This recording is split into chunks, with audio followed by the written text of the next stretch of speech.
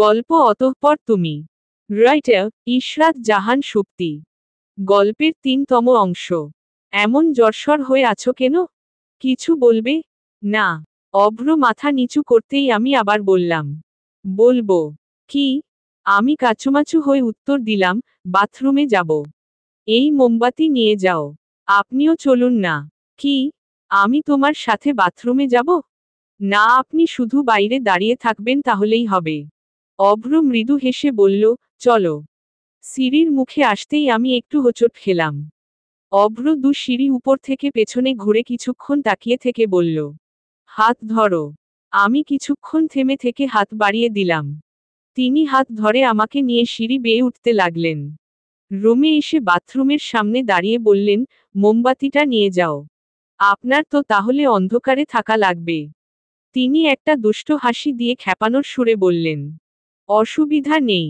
আমি যথেষ্ট বড় আছি। অন্ধকারে কোনো ভূত এসে আমাকে ধরে নিয়ে যাবে না।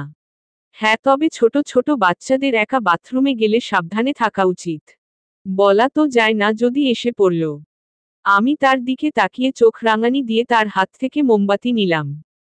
বাথরুমের দরজা লাগানোর আগে আরেকবার বললাম, আপনি কিন্তু এখান থেকে যাবেন না। অভ্র হেসে ফেলে বলল, আচ্ছা বাবা, যাব না। বাথরুম থেকে বেরিয়ে আসার পর মোমবাতিটা বেডসাইড টেবিলের উপর রেখে অভ্র আমার ফোন বের করে তার সিম ঢুকিয়ে এই এলাকার ইলেকট্রিক পাওয়ার হাউজে ফোন দিল। সেখান থেকে জানতে পারল মেইন সুইচের ফিউজ পুড়ে গেছে। ঠিক হতে অনেক রাত হবে। আমি অভ্রর দিকে এগিয়ে যেতে লাগলাম কি বলেছে তা শোনার জন্য, কিন্তু কিছু একটায় পা বেজে পড়ে যেতে লাগলাম। পড়ে না যাওয়ার জন্য অভ্রকে সহায় হিসেবে ধরতে গিয়ে বুকের শার্ট খামছে ধরায় তাকে নিয়েই একসাথে বিছানায় পড়ে গেলাম। অভ্র ব্যালেন্স সামলাতে না পেরে আমার উপরে পড়ে গেল। ঘটনাটি অতি দ্রুত ঘটায় আমরা দুজনই কিছুক্ষণের জন্য শোকড হয়ে রইলাম। হুঁশ ফিরে আসার পর অভ্র আমার উপর থেকে সরার জন্য উঠতে যেতেই আমার চুলে টান খেলাম। আমার চুল তার শার্টের বোতামে আটকে গেছে খুব ভালোভাবেই।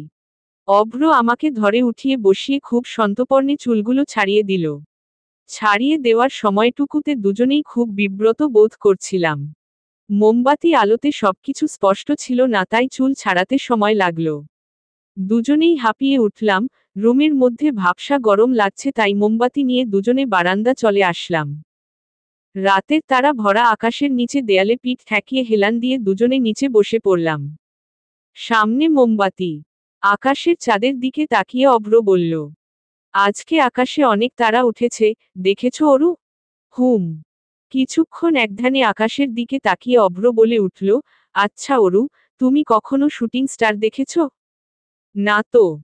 জানো, আমি যখন ছোট ছিলাম, নার্সারিতে পড়তাম, তখন আমাদের স্কুলের এক miss twinkle twinkle little star রেইমটা খুব সুন্দর করে পড়াতো। একদিন এই রেইমটা পড়ানোর সময় মিস বলেছিল মাঝে মাঝে অসংখ্য তারার মধ্যে থেকে একটি দুটি তারা খসে পড়ে। এদেরকে বলা হয় শুটিং স্টার। এই শুটিং স্টার কেউ যদি দেখে এবং সেই সময় কোনো উইশ করে তবে তা অবশ্যই পূরণ হয়। মিসের কথাটা আমার এতটাই ভালো লেগেছিল যে আমি শুধু আকাশের দিকে তাকিয়ে থাকতাম শুটিং স্টার দেখার জন্য। কিন্তু কখনোই আর তার দেখা পাই না। তবুও দেখে এসেছি সেই ছোট থেকে। মনে মনে ঠিকও করে রেখেছিলাম কি উইশ করব। এক এক সময় সেই উইশটা আবার পাল্টেছে। ছোটবেলায় চাইতাম আমি যেন একটা অনেক বড় রিমোট কন্ট্রোল গাড়ি পাই। তারপর একটু বড় হওয়ার পর চেয়েছি আমি যেন সবসময় এক্সামে ফার্স্ট হতে পারি। এরপর চেয়েছি টম ক্রুজের সাথে দেখা করতে। তারপর যখন পুরো বড় হয়ে যাই তখন ঠিক করেছিলাম যে চাইবো আমি যেন আমার জীবনে সত্যিকারের ভালোবাসার মানুষ পাই। আর অবাক করা কাণ্ড কি জানো? আমি এই উইশটা মনস্থির করার কিছুদিন পরই সেই কাঙ্ক্ষিত শুটিং স্টারের দেখা পাই। এবং খুব উত্তেজিত হয়ে এই উইশটাই করি। অথচ দেখো আমার সাথে কি হলো। অভ্র মুখে মৃদু হাসি নিয়ে কথাগুলো বলছিল। এরপর মাথা নিচু করে একটা ছোট্ট করে দীর্ঘশ্বাস ফেলল। আমি বললাম, আমি ছোটবেলায় কি ভাবতাম জানেন? অভ্র মাথা উঁচু করে ভ্রু কুঁচকে বলল, কি? আমি ছোটবেলায় ভাবতাম এই চাঁদ, সূর্য এগুলো মনে হয়ে আমার পেছনে পেছনে চলে। আমি যেদিকে যাই সেদিকেই যায়। একবার তো আমাদের এলাকার একটি মেয়ে নাম মিনা, ওর সাথে এই নিয়ে তুমুল ঝগড়া বেঁধে যায়। আমি বলি চাঁদ আমার পেছনে চলে আর মিনা বলে চাঁদ ওর পেছনে চলে। দুজনের মধ্যে লেগে যায় তুমুল মারামারি। কেউ ছাড়িয়ে রাখতে পারে না। ঝগড়ার মাঝে মাঝে আমরা কি বলছিলাম জানেন? মিনা বলছিল চাঁদ ওর, আবার আমি প্রবল বেগে মাথা নাড়িয়ে বলছিলাম চাঁদ আমার। এই নিয়ে আমরা দুজন দুজনের হাতে কামড়ও লাগিয়ে দেই। তারপর মা যেই কান্না দিয়েছিল না, ঘরে নিয়ে রুমে বন্দি করে দরজা আটকে রেখেছিল। আর আমি জানালার কাছে গিয়ে কাঁদছিলাম আর বলছিলাম, চাঁদ শুধু আমার, আমি চাঁদ কাউকে দেব না। এরপর রুমের মধ্যে থেকে আমার দাদি হঠাৎ বলে উঠে, হো চাঁদ তো তোমগো জামাই লাগে, এর লেইগা অহন তোমরা চাঁদ লইয়া কামড়াকামড়ি করো। শ্বশুরবাড়ি যাওনের সম লইয়া যাইস লগে কইরা। গাধা ছেমরি। অভ্র জোরে জোরে হাসতে লাগলো। অরু, সিরিয়াসলি? চাঁদ নিয়ে কারাকারি? তুমি তো দেখি ছোট থেকেই অদ্ভুত। তোমার দাদির কথাটা কিন্তু দারুণ ছিল। গাধা ছেমরি। আমি চোখ ছোট ছোট করে বললাম, আমি জানতাম আমি এই গল্পটা বললেই আপনি আমাকে খ্যাপানো শুরু করে দিবেন। অভ্র হাসতে হাসতে বলল, তাহলে বললে কেন? কারণ আপনাকে হাসতে দেখতে ভালো লাগে। অভ্র হাসি থামিয়ে আমার দিকে তাকিয়ে রইল। সেদিন রাতে আমরা অনেক গল্প করলাম। অনেক হাসি মজা, খুনসুটে ঝগড়া, অনেক কিছুই চলতে লাগলো। সেদিন প্রথমবারের মতো আমরা দুজন দুজনের সাথে এতটা কথা বলেছি। এত এত গল্প করেছি। তারপর কখন যে চোখটা লেগে এলো বুঝতে পারিনি। সকালে ঘুম ভাঙতেই খেয়াল করলাম আমি অভ্রর কাঁধে মাথা রেখে ঘুমিয়ে পড়েছি। ঝট করে মাথা তুলে অভ্রর দিকে তাকিয়ে দেখলাম অভ্র জেগে আছে। আপনি কখন জাগলেন? উনি হাত দিয়ে চোখ কচলে বললেন, আরও 1 ঘন্টা আগে। তাহলে এখনো এখানে বসে আছেন যে, আমাকে জাগালেন না কেন? তুমি ঘুমাচ্ছিলে তাই ডিস্টার্ব করিনি। অভ্র ভেতরে চলে গেল। অভ্রর রুমের বারান্দাটা বেশ লম্বা আর চওড়া। বারান্দার দড়িতে একটি সবুজ কাপড় ঝুলে রয়েছে।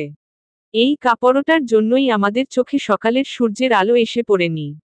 আমি উঠে দাঁড়িয়ে অবাক চোখে কাপড়টা হাতে নিলাম। এটা তো আমার কোনো কাপড় নয়। তাছাড়াও কাল রাতে এটা এখানে ছিল বলেও তো মনে পড়ছে না। বেশি মাথা ঘামালাম না। ভাবলাম হয়তো ছিল, আমি খেয়াল করিনি। ফ্রেশ হয়ে নিচে চলে আসলাম।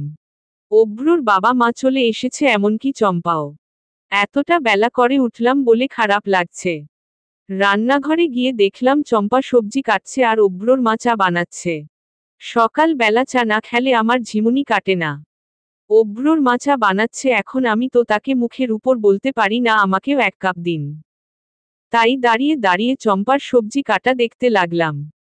কিন্তু একটু পর আমাকে চরম চমকে দিয়ে অভ্রর মা আমার দিকে চায়ের কাপ বাড়িয়ে দিলেন, তবে মুখে কিছু বললেন না।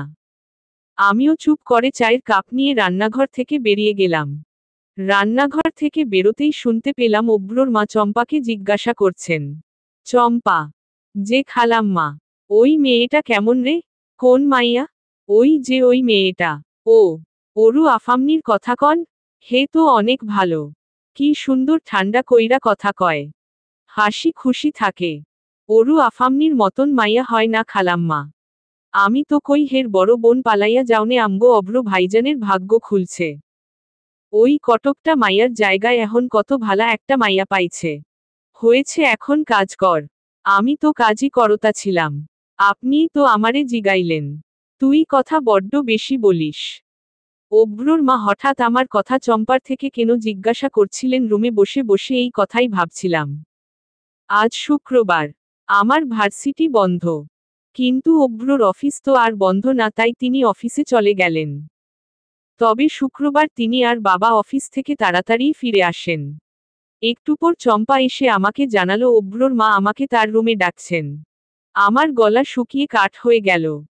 একই বাড়িতে থাকলেও আমাদের দুজনের কথা না বলার মতোই। 2-3 বারের বেশি কথা কখনো হয়নি। ভদ্র মহিলাকে আমি যথেষ্ট ভয় পাই। সবসময় কেমন গম্ভীর হয়ে থাকেন। কথাও বলেন কড়া কড়া। হঠাৎ আমায় ডেকে কেন পাঠালেন বুঝতে পারলাম না। একটু ঢোক গিলে কাচুমাচু হয়ে তার রুমের দরজা ঠেলে দাঁড়ালাম।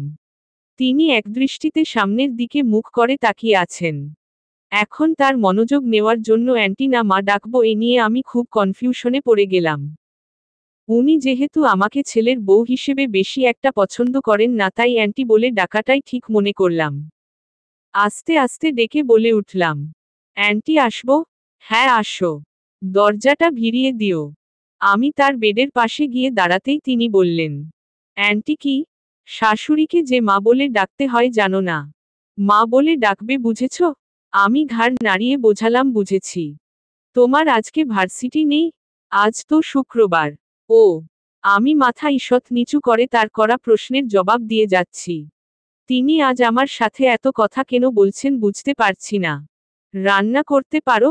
একটু আধটু পারি। একটু আধটু পারলে হবে না। সবকিছু পারা শিখতে হবে, বুঝেছ? আমি আবারও মাথা ঝাঁকিয়ে বোঝালাম, বুঝেছি। এখন যাও, একটু পর চম্পাকে দিয়ে ডেকে পাঠাবো, তখন এসো। আমি রুমে বসে বসে অভ্রর মার এই হঠাৎ পরিবর্তনের কথাই ভাবছিলাম। তখন চম্পা একটি ঝাড়ু হাতে রুম পরিষ্কার করতে এসে জানালো অভ্রর মা আমাকে পুনরায় ডাকছেন। আমি যাওয়ার জন্য উঠে দাঁড়ালাম। তখন দেখলাম চম্পা বারান্দায় ঝুলানো সেই সবুজ কাপড়টি নিয়ে আসছে। আমি বললাম, চম্পা, এটা নিয়ে কোথায় যাও? এটা কার? খালাম্মা নিতে কইছে আফামনি। এইডা খালাম্মার।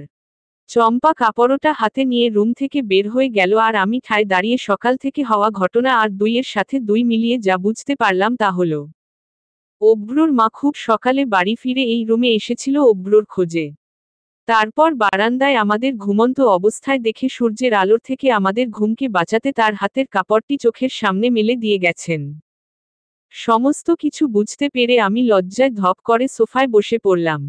অভ্রর মা আমাদের ঘুমন্ত অবস্থায় দেখেছেন মানে? আমার মাথা অভ্রর কাঁধে রাখা অবস্থায়? এখন আবার তার সামনে যেতে হবে? ইস কি লজ্জা! অতঃপর তুমি। পর্ব 12। রাইটার ইশরাত জাহান সুপ্তি। অভ্রর মায়ের রুমে পুনরায় যেতেই তিনি আমার হাতে খুব সুন্দর একটি নীল রঙের জামদানি শাড়ি দিয়ে পরে আসতে বললেন। আমি শাড়ি হাতে নিয়ে কাচুমাচু করতে লাগলাম। কারণ আমি শাড়ি পরতে পারি না, আর এই কথাটা তাকে বলতে আমার ভয় ভয় লাগছে। অভ্রর মা আবার বললেন, কি হলো, যাও। আমি আমতা আমতা করে যাওয়ার জন্য পেছনে ঘুরতেই তিনি ডেকে গম্ভীর হয়ে বললেন, তুমি শাড়ি পরতে পারো না? আমি মাথা নাড়িয়ে না বললাম। অভ্রর মা একটু বিরক্ত হয়ে তার রুমের দরজা বন্ধ করে বললেন, এদিকে আসো। মা খুব সুন্দর করে আমাকে শাড়ি পরিয়ে দিতে লাগলেন। শাড়ির কুচির উপরিভাগ আমার হাতে ধরিয়ে দিয়ে নিচ দিয়ে ঠিক করে দিতে দিতে বললেন, শাড়ি পরাটা শিখে নেবে। নতুন বউদের মাঝে মাঝে শাড়ি পরা দেখতে ভালো লাগে। এখনকার মেয়েরা তো শাড়ি পরাটাকেই খ্যাত মনে করে, পরতেই চায় না। অথচ মেয়েদের সবথেকে বেশি সুন্দর কিন্তু শাড়িতেই লাগে। নাকি তোমারও আবার শাড়ি পরতে ভালো লাগে না? আমি মাথা ঝাঁকিয়ে তার কথায় অস্বীকৃতি জানিয়ে বোঝালাম, ভালো লাগে। শাড়ি পরতে আমার সত্যিই ভালো লাগে। বাসায় অনেকবার মায়ের শাড়ি নিয়ে লুকিয়ে লুকিয়ে আয়নার সামনে নিয়ে নিজের উপর মেলে দেখতাম। পরতে পারতাম না বলে পরা হতো না। মাকে পরিয়ে দিতে বলতেও খুব লজ্জা করত, তাই আর বলা হতো না। আমার শাড়ি পরানো যখন একেবারে শেষের দিকে তখন অভ্র অফিস থেকে বাড়ি ফিরল। অভ্রর মা আমার শাড়ির আঁচল পাটে পাটে ভাঁজ করে পরিয়ে দিচ্ছিলেন, ঠিক তখন অভ্রর গাড়ির হর্ন শুনতে পাই। আমি চমকে উঠে বন্ধ দরজার দিকে তাকাই, আর অভ্রর মা খুশি হয়ে বলে উঠলেন, অভ্র এসে পড়েছে। শাড়ি পরানো শেষ হওয়ার পরেও অভ্রর মা আমাকে ছাড়লেন না। মাথার চুল আছড়ে দিলেন, চোখে একটু কাজল দিয়ে দিলেন, আর কিছু সোনার গয়না পাতি পরিয়ে দিলেন। সবকিছু শেষে আমাকে ধরে উপর থেকে নিচ পর্যন্ত একবার চোখ বুলিয়ে নিজের অজান্তেই অস্ফুট স্বরে খুব আস্তে বলে ফেললেন, মাশাল্লাহ। উনি খুব আস্তে বললেও আমি তার মুখের কথাটা শুনে ফেলি। 17। অভ্রর রুমের দরজার কাছে এসে আমি দাঁড়িয়ে পড়লাম। আমার ভীষণ লজ্জা লাগছে। পা যেন আর এগোচ্ছে না। অভ্রর মা আমাকে ঠেলে অভ্রর রুমে পাঠিয়ে দিয়েছেন। পর্দার ফাঁক দিয়ে দেখলাম অভ্র ড্রেসিং টেবিলের সামনে দাঁড়িয়ে হাত থেকে ঘড়ি খুলছে। তার দৃষ্টিও সেখানেই নিবন্ধ। জোরতা কাটিয়ে হাত দিয়ে পর্দা ঠেলে ভেতরে ঢুকেই আবার কাচুমাচু হয়ে দাঁড়িয়ে পড়লাম। হাত দিয়ে পর্দা সরানোর সময় হাতে থাকা চুড়ির মৃদু রিনিঝিনি শব্দে অভ্র আমার দিকে একটু বেখেয়ালি ভাবে তাকিয়ে চোখ সরাতেই আবার সাথে সাথে চোখ তুলে তাকালো। এবার লজ্জায় আমি আরো জড়সড় হয়ে গেলাম। চোখ তুলে তার দিকে আর তাকাতে পারছিলাম না। বুকের মধ্যে প্রচণ্ড ধুকপুক করতে লাগলো। আজ আমার এত লজ্জা লাগছে কেন বুঝতে পারছি না। শাড়ি তো পরেছি, শাড়ি কি মানুষ পরে না? হয়তো হঠাৎ করে অভ্রর সামনে শাড়ি পরে সেজেগুজে আসার জন্যই এই লজ্জার ভূত এসে আমার উপর ভর করেছে। তার উপর আবার সাজিয়ে দিয়েছে অভ্রর মা নিজেই। আমি একবার চোখ তুলে তার দিকে তাকিয়েই আবার ঝট করে নামিয়ে ফেললাম। অভ্র আমার দিকে সেই যে চোখ তুলে তাকিয়েছে আর দৃষ্টি ফেরায়নি। হাতের ঘড়ির ফিতা খোলা অবস্থায় আধো খুলে এখনো তাকিয়ে আছে। তা দেখে আমার লজ্জা যা ছিল আরো দ্বিগুণ হয়ে গেল। হাত দিয়ে শাড়ির আঁচলের কোনা আঙ্গুলে পেঁচাতে লাগলাম। আমার মনে হতে লাগলো আর কিছুক্ষণ এভাবে দাঁড়িয়ে থাকলে হয়তো আমি মরেই যাব। আমাকে এই অবস্থা থেকে মুক্তি দিল চম্পা। নিচ থেকে তার মাইক আলা গলা দিয়ে আমাকে ডেকে উঠল দুপুরের খাবারের জন্য। আমি এক প্রকার দৌড়েই সেখান থেকে বেঁচে পালিয়ে আসলাম। নিচে নেমে আসতেই অভ্রর মা আমাকে এক সাইডে নিয়ে গিয়ে উৎসুক হয়ে জিজ্ঞাসা করলেন, অভ্র রুমে ছিল? আমি মাথা নেড়ে হ্যাঁ বললাম। তোমাকে শাড়ি পরা দেখে কি করলো? আমি নার্ভাসে মুখ ফসকে সত্যিটাই বলে ফেললাম, তাকিয়েছিল। অভ্রর মা আরো উৎসাহিত হয়ে বললেন, অনেকক্ষণ? তার প্রশ্নে আমি লজ্জায় মাথা নিচু করে ফেললাম। হয়তো তিনিও বুঝতে পারলেন উত্তেজিত হয়ে তিনি ছেলের বউকে কি বিব্রতকর প্রশ্ন করে ফেলেছেন। কথা ঢাকতে তিনি আবার ঠিক হয়ে গম্ভীর কণ্ঠে বললেন, খেতে আসো। অভ্রর মা খেতে বসলেন না দেখে আমিও বসলাম না। তিনি মাঝের চেয়ারটি টেনে হাসি মুখে স্বামীর সাথে টুকটাক গল্প করে যাচ্ছেন। আজকে তাকে অনেক খুশি খুশি লাগছে। আমাকে খেতে বসতে হলে অভ্রর সামনাসামনি মুখ করা চেয়ারটিতেই বসতে হবে, বিশেষত সেই কারণেই এখন না খেতে বসা। অভ্র একটি হালকা সবুজ রঙের শার্ট পরে খেতে বসেছে। সম্ভবত তিনি গোসল করেছেন।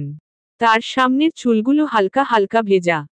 আমি যেই কারণের জন্য খেতে বসলাম না, অভ্রর মা আমাকে আরো বেশি সেই অবস্থায় ফেলে দিল। আমি একটু দূরেই দাঁড়িয়েছিলাম। অভ্রর মা আমাকে ডেকে বললেন অভ্রকে খাবার বেড়ে দিতে।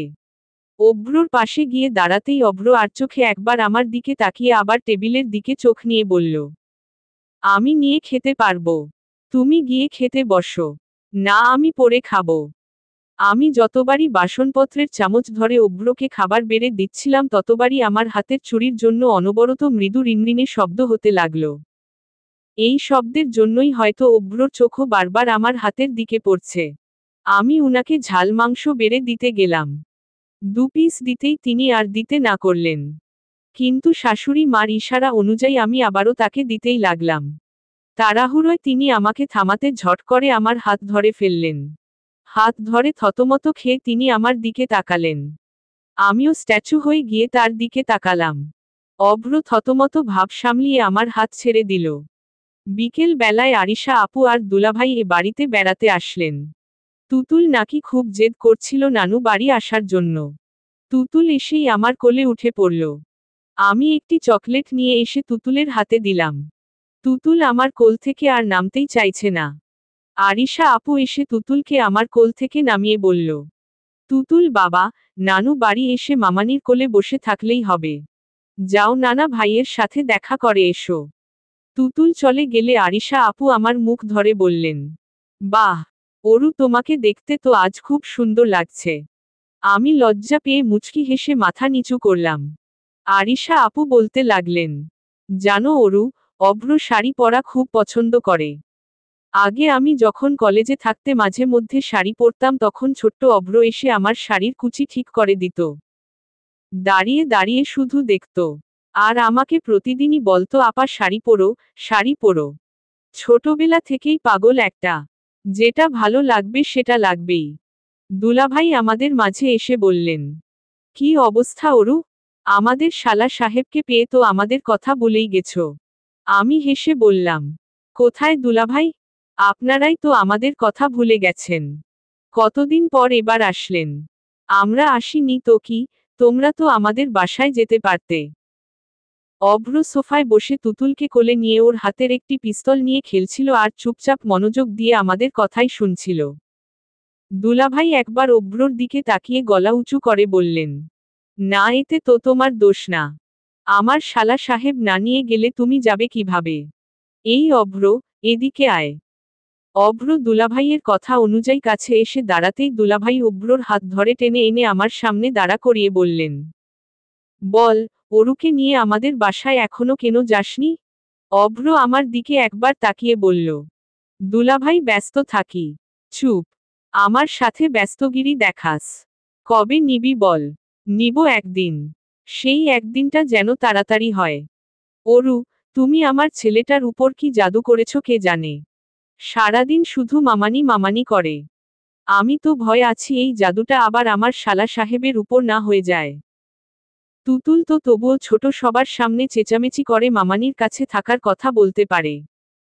কিন্তু আমার শালা সাহেবের এই অবস্থা হলে তার তো আর রক্ষে নেই।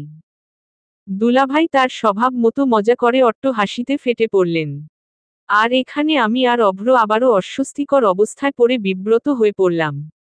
ব্যাপারটা এখানেই শেষ হলে পারত কিন্তু তা হলো না।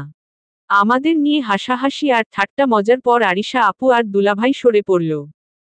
আমি আর অভ্র তখনও ওই একই জায়গায় ঠায় দাঁড়িয়েছিলাম।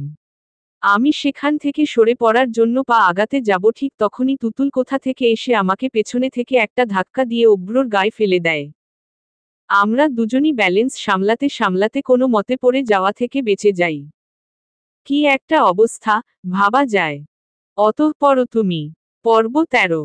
রাইটার ইশরাত জাহান সুপ্তি। অরু, তুমি কি জানো আজকে তোমাকে অসম্ভব সুন্দর লাগছে। শাড়িতে কাউকে এতটা সুন্দর লাগতে আমি আগে কখনো দেখিনি। অভ্রর কথা শুনে আমি লজ্জা মাখা মুচকি হাসি দিয়ে সামনের অবাধ্য চুলগুলোকে কানে গুজে মাথা নিচু করলাম। তুতুল আরেকটা চকলেট খেতে চাওয়ায় আমি রুমে এসেছিলাম ওর জন্য চকলেট নিতে। এসে দেখি অভ্র আগে থেকেই রুমে সোফায় বসে ফোন টিপছিল। ভেতরে ঢুকে পড়ায় তাকে এড়িয়ে আবার চলে যাওয়াটা ঠিক দেখায় না দেখে আমি চুপচাপ চকলেট বের করার জন্য আমার ব্যাগ খুঁজতে লাগলাম। খোলা জানালার ধারে একটি চেয়ারে বেগটি রাখা। আমি ধীর পায়ে বেগটি খুলে চকলেট বের করলাম। জানালা দিয়ে আসা পরন্ত বিকেলের লাল রশ্মির আভা একদম মুখে এসে পড়েছে। তার সাথে সেই উদ্যম বাতাস তো আছেই। চকলেট বের করে যাবার জন্য এক পা বাড়ানোর আগেই অভ্র আমাকে ডেকে কথাগুলো বলল। দাঁড়াও তোমার একটা ছবি তুলে দেই। যখন বুড়ো হবে তখনে দেখবে শাড়িতে তোমাকে আগে ঠিক কতটা সুন্দর লাগতো। কথাটা বলেই তিনি আলমারি থেকে তার ক্যামেরাটা বের করলেন। এবং আমি কিছু বুঝে ওঠার আগেই আমার সেই অবস্থাতেই ক্যামেরার শাটার টিপে একটা ছবি তুলে ফেললেন। ঠিক তখনই তুতুল রুমে আসলো আমার খোঁজে। অভ্রর হাতে ক্যামেরা দেখে চট করে তার হাত থেকে ক্যামেরাটা নিয়ে এক ছুটে দৌড়ে পালালো ক্যামেরা নিয়ে। অভ্র তার ক্যামেরার জন্য তুতুলের পেছনে ছুটতে লাগলো। আমিও তাদের অনুসরণেই রুম থেকে বেরোলাম। তুতুল ছুটতে ছুটতে তার বাবার সামনে গিয়ে পড়ল। দুলাভাই তুতুলকে ধরে ফেলে হাত থেকে ক্যামেরাটি নিয়ে বললেন, তুতুল এভাবে বড়দের জিনিস ধরতে হয় না বাবা। বাহ, অভ্র, তোর ক্যামেরাটা তো দারুণ। এরকম আগের দিনের ক্যামেরাগুলো তো এখন দেখাই যায় না। এখন স্মার্টফোন বের হওয়ায় মানুষ তো ক্যামেরা দিয়ে ছবি তোলাই ভুলে গেছে। আরিশা আপু বললেন, ঠিক বলেছ, আগে কত সুন্দর ক্যামেরা দিয়ে ছবি তুলতাম তারপর প্রিন্ট করে অ্যালবামে রেখে দিতাম। সেসব ছবিগুলো এখন দেখতে কত ভালো লাগে। আর এখন মানুষ ফোনেই ঘন্টার পর ঘন্টা ছবি তোলে, সেলফি তোলে ঠিকই অথচ সেই ছবিগুলো কিন্তু আর প্রিন্ট করে বের করে রেখে দেওয়া হয় না। হুট করে হঠাৎ দেখা যায় ফোন থেকে ডিলিট হয়ে গেছে। তাই সেই সময়গুলোর আর কোনো চিহ্নও থাকে না। আরিশা আপু এরপর তার মার দিকে তাকিয়ে বললেন, আচ্ছা একটা কাজ করলে কেমন হয়, আমরা সবাই মিলে আজ একটা ফ্যামিলি ফটো তুলি। আমাদের তো একসাথে এমন কোনো ছবিই নেই। কি বলো মা? মা বললেন, ভালোই তো হয়। ঘরের মধ্যেই তুলবি? দুলাভাই বললেন, ছবি তুললে চলো ছাদে যাই। সেখানে আলো আর ব্যাকগ্রাউন্ড দুটোই সুন্দর আসবে। আমরা সবাই ছাদে চলে আসলাম ফ্যামিলি ফটো তোলবার জন্য। বাবা মা দুজন চেয়ারে বসেছেন।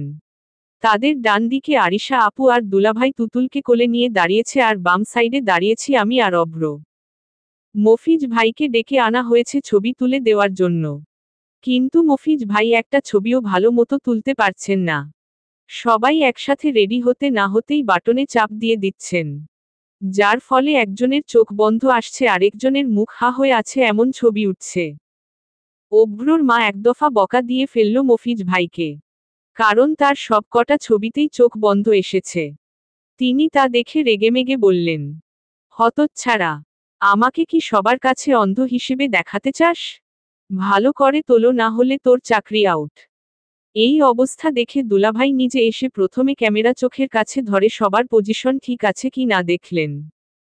হঠাৎ আমার আর অভ্রর দিকে তাকিয়ে বলে উঠলেন, অভ্র, অরু, তোমরা এমন মাঝে আটলান্টিক মহাসাগর বানিয়ে দাঁড়িয়ে আছো কেন? আরেকটু কাছাকাছি আসো, নয়তো ছবিতেই তো ঠিক মতো আসবে না। দুলাভাইয়ের তাগাদায় অভ্র একটু আমার কাছে এসে দাঁড়ালো। কিন্তু এতে দুলাভাইয়ের হলো না। তিনি আবারও বললেন, আরে হয়নি তো। অভ্র, তুই আরো একটু অরুর কাছে আয়। অভ্র একটু সংকোচ করে আমার আরেকটু কাছে ঘেঁষে দাঁড়ালো।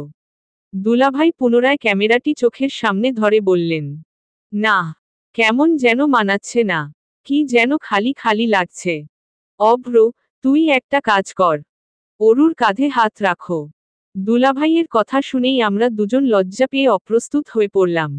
অভ্র আর চোখে একবার আমার দিকে তাকিয়ে আপত্তি করে বলল, দুলাভাই, একটু বেশি বেশি হয়ে যাচ্ছে না? ফ্যামিলি ফটো কেউ এভাবে তোলে? অভ্রর বাবা পেছনে মাথা ঘুরিয়ে অভ্রকে ধমক দিয়ে বললেন, বেশি বেশি কি রে? যা বলছে তা করতে পারিস না? ছবিটা তো সুন্দর আসতে হবে নাকি? সবার জোরের মুখে পড়ে অভ্র খুব সংকোচের সাথে আমতা আমতা করে আমার কাঁধে হাত রাখল। আমার অবস্থাও একই। অভ্রর আমার কাঁধে হাত রাখতেই মনে হলো পুরো শরীরে যেন কিসের ঢেউ খেলে গেল। দুলাভাই আর সময় নষ্ট না করে অতিবিলম্বে মফিজ ভাইয়ের হাতে ক্যামেরা দিয়ে নিজের জায়গায় দাঁড়িয়ে গেলেন। আর মফিজ ভাইয়ের হাতের চাপ বাটনে পড়ে একটি সুন্দর স্মৃতি ক্যামেরার রিলে বন্দী হয়ে পড়ল। চায়ের খালি ট্রে হাতে করে অভ্রর মায়ের রুম থেকে বের হলাম। একটু আগেই রুমের মধ্যে থাকা আরিশা আপু আর মাকে চা দিয়ে এসেছি। রুম থেকে বের হতেই থমকে দাঁড়ালাম ভেতরে শুরু হওয়া কথা শুনে। আরিশা আপু বলে উঠলেন, মা, তুমি অরুকে নিয়ে সেদিন ফোনে কি যেন বলছিলে? অভ্রর মা বললেন, বলছিলাম যে অরু মেয়েটা মনে হয় ভালোই। এই 4 মাসে তো দেখলামই ভদ্র, শান্ত শিষ্ট। তাছাড়াও তোর বাবা বলছিল অভ্রর এভাবে ঠিক হওয়ার পেছনে হাত নাকি অরুর। আমি তখন অতটা বিশ্বাস করিনি। পরে ভেবে দেখলাম সত্যি হলেও হতে পারে। ঠিকই বলেছ। বাবা আমাকেও এই কথা বলেছেন। ইরার ছোট বোন বলেই আমি এতদিন ওকে অতটা ভালো নজরে দেখিনি। ভেবেছি অরুও হয়তো ওর বড় বোনের মতোই। কিন্তু ইদানিং আমি ভেবে দেখলাম ইরা অন্যায় করেছে বলে তার ছোট বোনও যে তার মতোই হবে এমন তো কোনো কথা নেই। অরুর সাথে আমরা কেমন ব্যবহার করি, ভালোমতো দুটো কথা অব্দিও বলি না। তবুও মেয়েটা আমাদের দেখলেই কিভাবে হাসিমুখে এগিয়ে আসে, কথা বলে। তুতুলকেও কতটা আদর করে। অরু আর অভ্রর বিয়েটা তো হয়েই গেছে। আমারও মনে হয় অরু অভ্রর জন্য খারাপ হবে না। আমি তো শুধু চাই আমার ছেলেটা ভালো থাকুক, জীবনে সুখী হোক। অভ্র ওর কষ্টটা ভুলে আবার স্বাভাবিক জীবন যাপন করতে পারুক। অরু যদি ভালো মেয়ে হয়েই থাকে তবে ওরা দুজন সুখে সংসার করুক। ওদের সংসারটা গোছানো দেখতে পারলেই আমি নিশ্চিন্ত হব। মা, তুমি চিন্তা করো না। অরু ভালো মেয়েই। অভ্র দেখবে ঠিক ভালো থাকবে। সেটাই। আড়ালে লুকিয়ে কারো কথা শোনার স্বভাব আমার একদমই নেই। কিন্তু আজ কোনোভাবেই না শুনে যেতে পারছি না। অভ্রর মা আমার উপর আর অসন্তুষ্ট নন শুনে খুব ভালো লাগলো। নিজের অজান্তেই চোখ ছলছল করে ঠোঁটের কোণায় একটি মৃদু হাসি ভেসে উঠল। অতঃপর তুমি। পর্ব 14। রাইটার ইশরাত জাহান সুপ্তি। 18। জুবায়ের স্যারের ক্লাস চলছে। জুবায়ের স্যারের ক্লাস মানে নড়াচড়া, একদম স্ট্যাচু হয়ে থাকা। স্যারের নজর খুবই তীক্ষ্ণ। আজ স্যার মাইক্রোবায়োলজি নিয়ে এক গাদা লেকচার দিচ্ছেন। তার এই লেকচারের মাঝে স্যারের ভাষায় আমি একটা ভয়ঙ্কর কাজ করে ফেললাম। মাথায় হাত দিয়ে আমি ঝিমিয়ে গিয়েছিলাম। খুবই অল্প সময়ের জন্য, হয়তোবা 4 সেকেন্ড। আমি বসেছি 6 সারির মাঝের বেঞ্চটায়।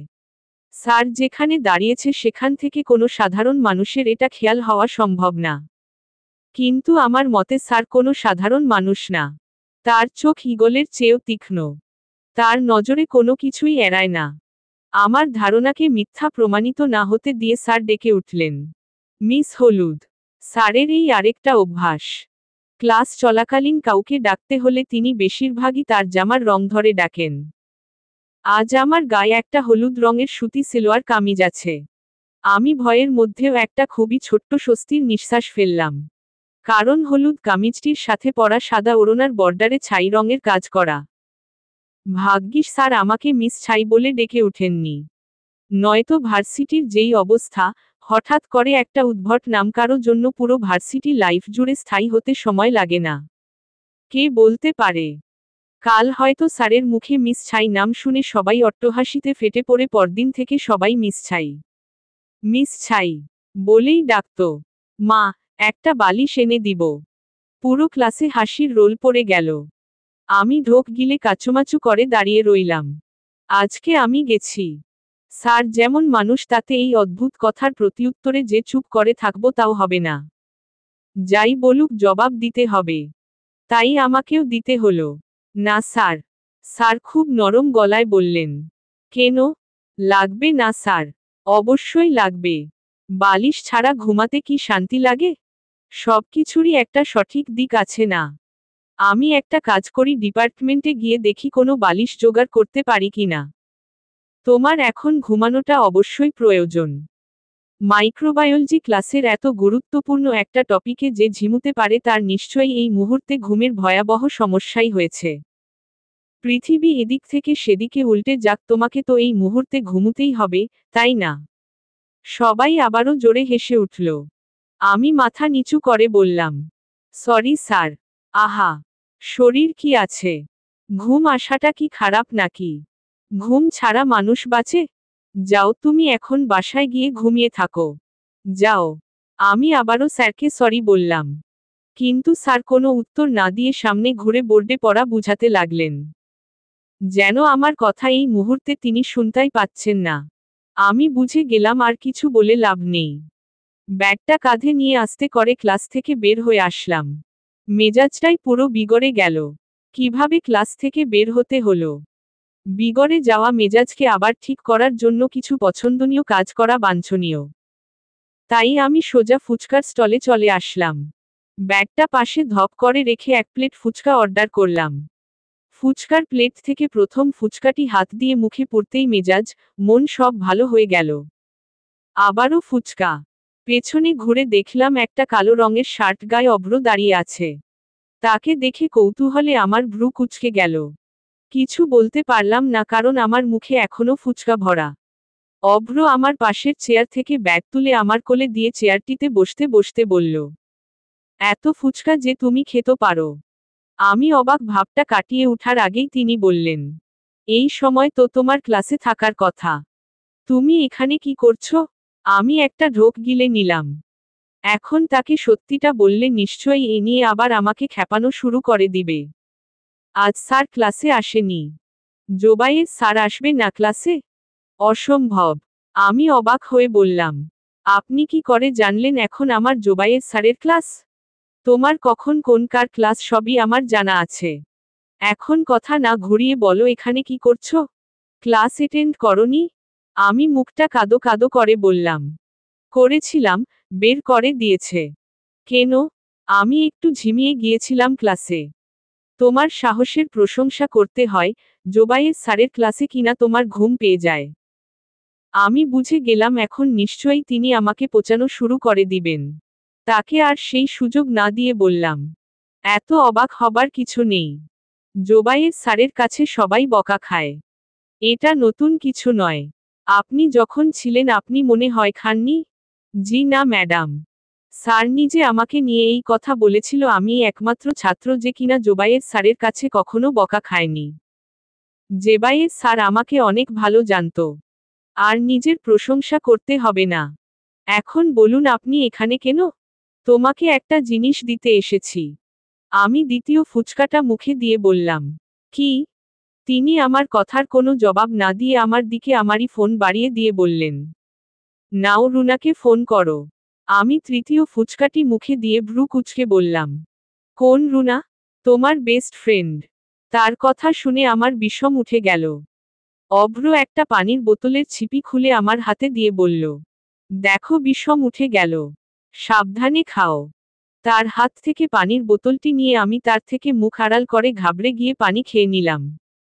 কি হলো, ফোন দাও। একটা জোরপূর্বক হাসি দিয়ে আমি আমতা আমতা করে ফোনের ডায়াল চাপতে লাগলাম। এখন রুনাকে কোথায় পাবো তাই নিয়ে চিন্তায় পড়ে গেলাম। ফোন না করার কোনো একটা বাহানা ঝটপট খুঁজতে লাগলাম।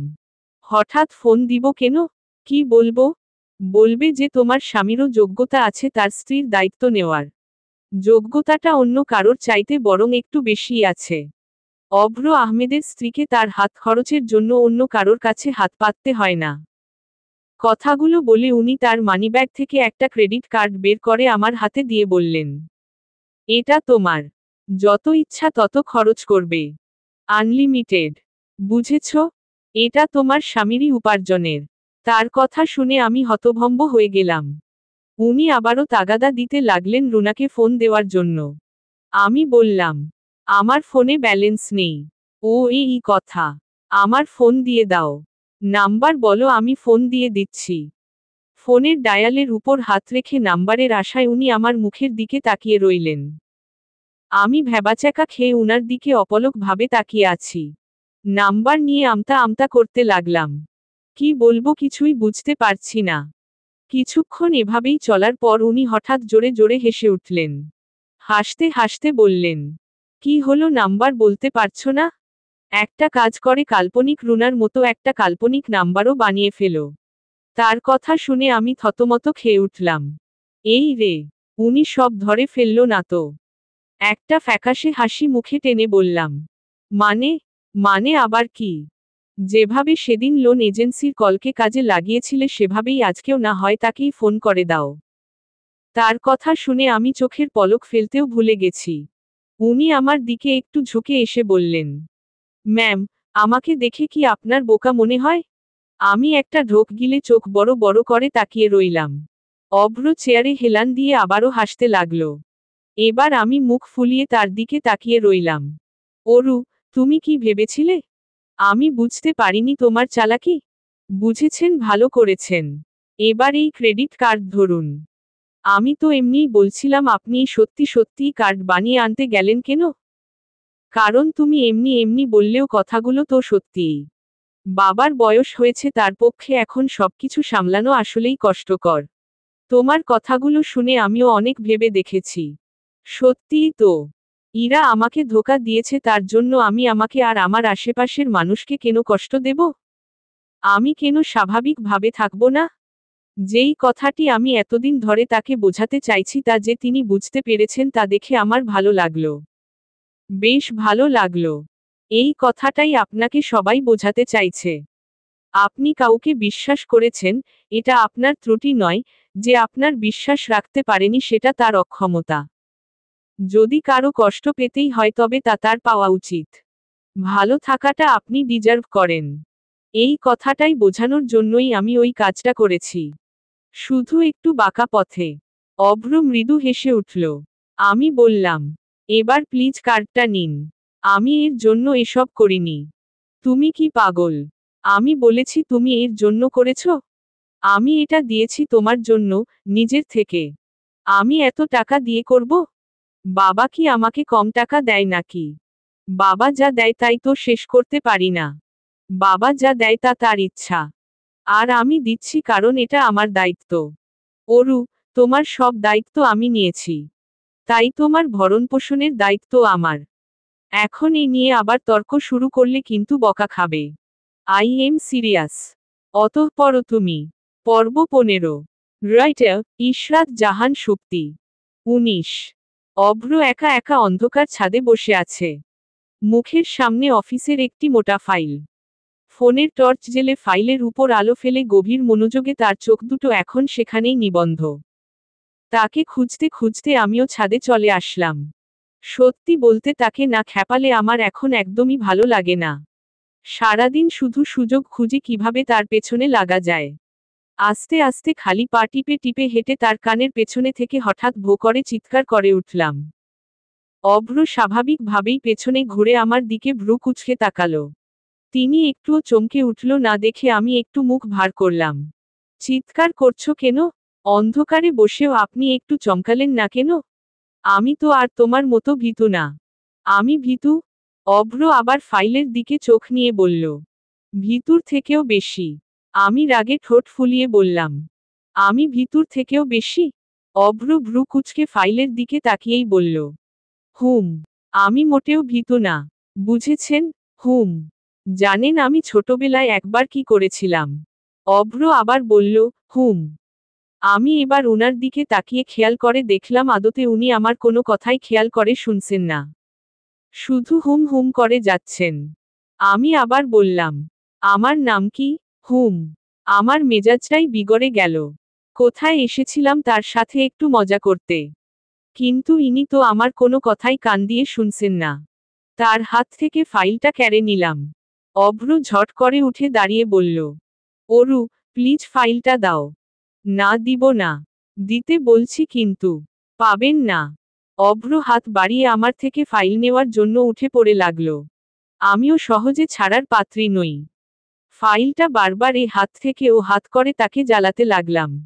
অভ্র হঠাৎ আমার পেছনের দিকে ইশারা করে চেঁচিয়ে বলল, ভূত। আমি চমকে উঠে পেছনে তাকালাম।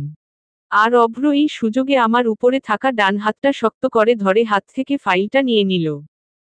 আমি হাত ছাড়ানোর চেষ্টা করেছিলাম কিন্তু তার শক্ত বাঁধনে পারিনি। ফাইলটি নিয়ে তিনি একটি বাঁকা হাসি দিয়ে চলে যাচ্ছিলেন। আমিও পেছনে থেকে আবার ফাইলটি তার হাত থেকে কেড়ে নিয়ে উল্টো দিকে দৌড় দিলাম। কিন্তু আমার সাথে কি আর সবকিছু ঠিকঠাকভাবে কোনোদিন হবে? তাই এবারও হলো না। দৌড়ে একটু এগোতেই পা পিছলে ধপ করে পড়ে একেবারে নিচে বসে পড়লাম।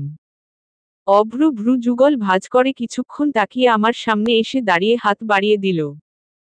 আমি হাত থেকে ধুলো ঝেড়ে তার হাতকে ধরতে যেতেই সেই হাত সেদিনের মতো পুনরায় আমার হাতকে ক্রস করে পাশে পড়ে থাকা ফাইলটি তুলে নিল। নিচের ঠোঁটটি মৃদু কামড়ে ধরে মুখে একটা ডেমকেয়ার ভাব তুলে রাখল। যেন আমাকে তিনি দেখছিনি না। দেখেই বোঝা যাচ্ছে ছেলেটা এখন ব্যাপক মুডে আছে। আমি তো হতবাক। রাগে মুখ ফুলিয়ে সেখানেই বসে থাকলাম। সবসময় তার এমন ভাব নেওয়া চলবে না। ছেলেরা এত ভাব নিবে কেন? ভাব নিবে মেয়েরা। আজকে তাকে একটা শিক্ষা দিতেই হবে। অনেকক্ষণ হয়ে গেল তবুও আমি মুখ ফুলিয়ে বসে থেকে উঠছি না দেখে অভ্র পাশে ঘুরে একটু মুচকি হাসি দিয়ে পুনরায় সামনে এসে তার হাত বাড়িয়ে দিল। আমি এবার এমন ভাব করলাম যেন আমি তার হাত দেখছিই না। অভ্র বলল, আজকে সারারাত ছাদে কাটানোর প্ল্যান আছে নাকি? আমি মুখ ভার করে চুপ করেই রইলাম। অভ্র আবার বলল, অরু, হাতটা ধরো। এবারও আমি নিশ্চুপ। প্রয়োজনে সারারাত ছাদে এভাবেই থাকবো তবুও তার হাত আমি ধরব না আর এখান থেকে যাব না। না মানে না। ঠিক আছে। তুমি যেহেতু উঠবে না আমি চলে যাচ্ছি। তবে রাতে কিন্তু ছাদে মানুষদের একা একা থাকতে হয় না। অন্যরাও ঘোরাঘুরি করে তো। আমি এমন ভাব করলাম যেন তার কথা আমি শুনতেই পাইনি। আর চোখে একবার অভ্রকে দেখার চেষ্টা করে দেখলাম তিনি তার ফোন আর ফাইলটা হাতে নিয়ে সত্যি সত্যিই দরজা দিয়ে চলে যাচ্ছেন। যখন তাকে আর দেখা গেল না তখন আমি চোখ বড় বড় করে পুরোপুরি মাথা ঘুরিয়ে ভালো করে তাকিয়ে দেখলাম তিনি সত্যিই এই অন্ধকার ছাদে আমাকে একা ফেলে চলে গেছেন। একটুও ভাবল না আমার কথা। রাগে, অভিমানে আমার চোখে পানি চলে এলো। বসা অবস্থাতেই পেছনে ঘুরে হাঁটুতে মুখ ঢাকতেই টের পেলাম কেউ যেন ঝট করে আমায় শূন্যে তুলে নিচ্ছে। চমকে গিয়ে যা দেখলাম তাতে আমার চোখ আরো বড় বড় হয়ে গেল। অভ্র আমাকে কোলে করে নিয়ে হনহন করে হেঁটে যাচ্ছে।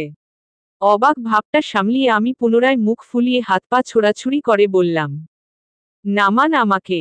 আমি যাব না। উনি সামনের দিকে দৃষ্টি রেখেই বললেন, একদম নড়াচড়া করবে না নয়তো কিন্তু এখন ছাদ থেকে সত্যি নিচে ফেলে দিব। তার কথা শুনে আমি আর কিছু বলার সাহস পেলাম না। মুখটা ভার করে তার থেকে দৃষ্টি ফিরিয়ে রাখলাম। উনি আমাকে বিছানায় কোল থেকে নামিয়ে রেখে চলে গেলেন। আমি ওপাশ ফিরে বালিশে মুখ গুজে কখন যেন ঘুমিয়ে পড়লাম। কতক্ষণ ঘুমিয়েছিলাম জানি না। একসময় ঘুমের মধ্যেই টের পেলাম অভ্র আমাকে মৃদু ধাক্কা দিয়ে ডেকে বলছে, অরু উঠো, খাবে না? আমি তখন গভীর ঘুমে মগ্ন। চোখও খুলতে পারছি না। শুধু শুনলাম, অরু, তাড়াতাড়ি উঠো। কত রাত হয়ে গেছে জানো? খাবে না? আমি চোখ না খুলেই কোনো মতে বললাম, উহু। কি উহু? তাড়াতাড়ি উঠো। রাতে না খেয়ে ঘুমানোটা একদম ভালো না। অভ্র আমাকে আবারও অনবরত ডাকতেই থাকল। তার ডাকাডাকির জ্বালায় না উঠে পারলাম না। ঘুম ঘুম চোখে বললাম, আমি খাবো না। আমি এখন ঘুমাবো। আমার ঘুম পাচ্ছে। যত ঘুমানোর খাওয়ার পরে ঘুমিয়ে নিও। এখন একটু খেতেই হবে। আমি একটু বিরক্ত হয়ে চোখ কচলে বললাম। বললাম তো খাবো না। একেবারে সকালে একসাথে খেয়ে নিব। এখন আপনি যান। অভ্র চলে গেল। আমি একবার দরজার দিকে তাকিয়ে আবারও ঘুমানোর জন্য বিছানায় ধপাস করে শুয়ে পড়লাম। কিন্তু কিছুক্ষণ পরই অভ্র এসে হেঁচকা টানে আমাকে একদম শোয়া থেকে বসিয়ে দিল। এবং আমি কিছু বলার আগেই আমার মুখে নিজের হাতে এক নলা খাবার তুলে দিল। ঘুমে ছোট হয়ে আসা চোখ নিয়েই আমি ঈষৎ বিরক্ত হয়ে তার দিকে তাকালাম। মুখ ভর্তি ভাত, তাই কিছু বলতেও পারছি না। অভ্র আমার পাশে বসে খুব যত্নে ভাত মেখে মেখে আমার মুখে তুলে দিতে লাগল। আর বলল, না খেয়ে কখনো ঘুমাবে না। এটা আমি একদম পছন্দ করি না। যতই ঘুম পাক প্রথমে খাবে তারপর ঘুমাবে। মনে থাকবে? আমার হঠাৎ মনে পড়ল আমি তার উপর রাগ করেছি। সাথে সাথে আমি মুখ ভার করে নির্বিকার ভঙ্গিতে বললাম, হুম। তুমি কি ভাতের সাথে লবণ খাও? হুম। কতটুকু? হুম। অভ্র ভ্রু কুঁচকে আমার দিকে তাকালো। আর আমি কোনো ভাবান্তর না করে সেভাবেই একদম সোজা সামনে দৃষ্টি নিবন্ধ করে রাখলাম। পানি খাবে? হুম। অভ্র দাঁড়িয়ে টেবিল থেকে পানি নিয়ে আমার সামনে গ্লাস বাড়িয়ে দিয়ে বলল, এই নাও। আমি গ্লাস না ধরে না তাকিয়ে আবারও বললাম, হুম। অভ্র হেসে ফেলল। মুখ ভরা খাবার নিয়ে আমি তার মতো করেই ভ্রু কুঁচকে তার দিকেই চোখ তুলে তাকালাম। আমার মাথায় আস্তে একটা হাত দিয়ে বাড়ি দিয়ে অভ্র মুচকি হেসে অস্ফুট স্বরে বলে উঠল, পাগলি। অতঃপর তুমি। পর্ব 16। রাইটার ইশরাত জাহান সুপ্তি। 20। অরু, আমি তোমাকে ফ্রেন্ড রিকোয়েস্ট দিয়েছি। অ্যাকসেপ্ট করো। তুমি আমার ফেসবুক আইডি পেলে কিভাবে? শাওনের কাছে কোনো কিছুই অসাধ্য নয়। আমি কপাল ভাঁজ করে কোকাকোলার বোতলে থাকা সিপে চুমুক দিলাম। নির্ঘাত শাওন আমার কোনো বান্ধবীকে পাম দিয়ে আমার আইডি আদায় করে নিয়েছে। কি হলো অরু, অ্যাকসেপ্ট করছো না কেন? শাওন, আমার ফোনে না আসলে কেন এমবি নেই। নেট অন করব কিভাবে? আরে এই ব্যাপার। তোমার ফোন নাম্বার বলো তো, আমি তোমাকে ইন্টারনেট প্যাক কিনে দিচ্ছি। আমি মনে মনে বললাম, বাহ, এক ঢিলে দুই পাখি মারা। আইডির সাথে সাথে আবার ফোন নাম্বারটাও পেতে চাইছে। কি হলো অরু? বলো না।